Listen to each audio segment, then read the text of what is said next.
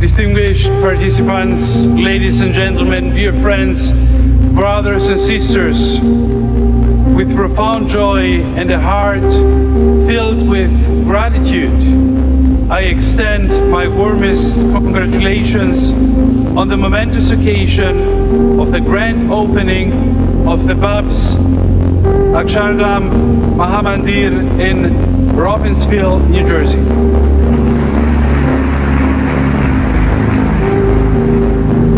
In the boundless tapestry of creation, we are called to recognize and celebrate the diverse ways in which humanity seeks to connect with the divine. As Orthodox Christians, we are continually reminded of the Apostle Paul's words, "For from him, and through him, and for him are all things." Indeed, the beauty of faith and worship is a reflection of the divine's infinite wisdom and love. This Hindu temple represents a sacred space where individuals gather in devotion, seeking spiritual fulfillment and understanding through prayer and worship and dialogue. As His All Holiness Ecumenical Patriarch Bartholomew reminds us, we must have faith in dialogue itself. The heresy of ecumenism is this, that the Orthodox Church is not the one true Church of Christ, that the grace of God is present also in other Christian denominations, and even in non-Christian religions, that the narrow path of salvation according to the teaching of the Holy Fathers of the Orthodox Church is only one path among many to salvation, and that the details of one's belief in Christ are of little importance, as is one's membership in any particular church. Not all the Orthodox participants in the ecumenical movement believe this entirely, although Protestants and Roman Catholics most certainly do. But by their very participation in this movement, including invariably common prayer with those who believe wrongly about Christ and His Church, they tell the heretics who behold them, "Perhaps what you say is correct," even as the wretched disciple of St. Paisius did. No more than this is required for an Orthodox Christian to lose the grace of God, and what labor it will cost for him to gain it back.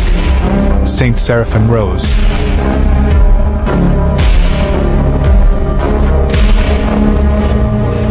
Political leadership is stuck thinking that Russia is the Soviet Union.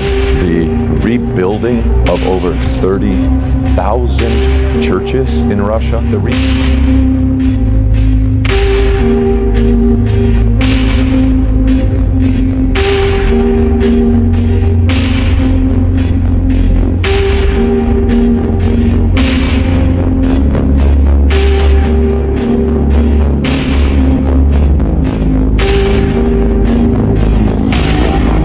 Inasmuch as a person is reconciled with the Soviet Church, perceiving it as a true church and being satisfied with the opportunity to have fellowship with Christ in her, then such a person lays upon himself the seal of falsehood, which is embodied in it. After all, the evil essence of this church is not only the sin of recognizing the satanic authority as being allegedly established by God, not only the sin of shedding the blood of the new martyrs, but also the terrible sin of replacing the church. This is the sin of the Antichrist. It is necessary to delve deeper into the understanding of the Soviet Church in order to fully comprehend her godlessness. The Soviet Church is canonically unholy. Saint Constantine Zaitsev of Jordanville.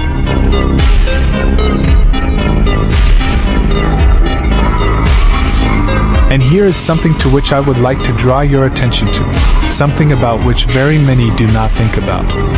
Father Archimandrite Constantine, whom probably many of you know, the reposed editor of the journal Orthodox Rus, a profound Christian mind, considered that the most terrible among all the achievements of the communists was that the communists created their own false church, a Soviet church which they shoved onto the unfortunate people in place of the genuine church which went underground into the catacombs. Do not think that I am exaggerating or that Father Constantine was exaggerating. Once, in the year 1918, a pan-Russian church council was held. At this council, the entire Pan-Russian Church together with its first holy hierarch, Patriarch Tikhon, anathematized, excommunicated from the Church not only the theomichists and godless ones themselves but also all those who would collaborate with them. Saint Philaret of New York. Decide for yourself what we should call that place where, instead of teaching people true Christianity and salvation, people are taught one of the mysteries of iniquity, modernization, a well-known ploy to satanize the little flock. They teach those who are not able, or with difficulty, to decipher the finer questions of Orthodox Christian piety, and who blindly follow church leaders with authority. Concerning the modernized church or surgeonist orthodoxy, I, a sinner, believe that, as regards such church activists, we must call them not only heretics and schismatics, but apostates from God. St. Paul, Bishop of Starobila.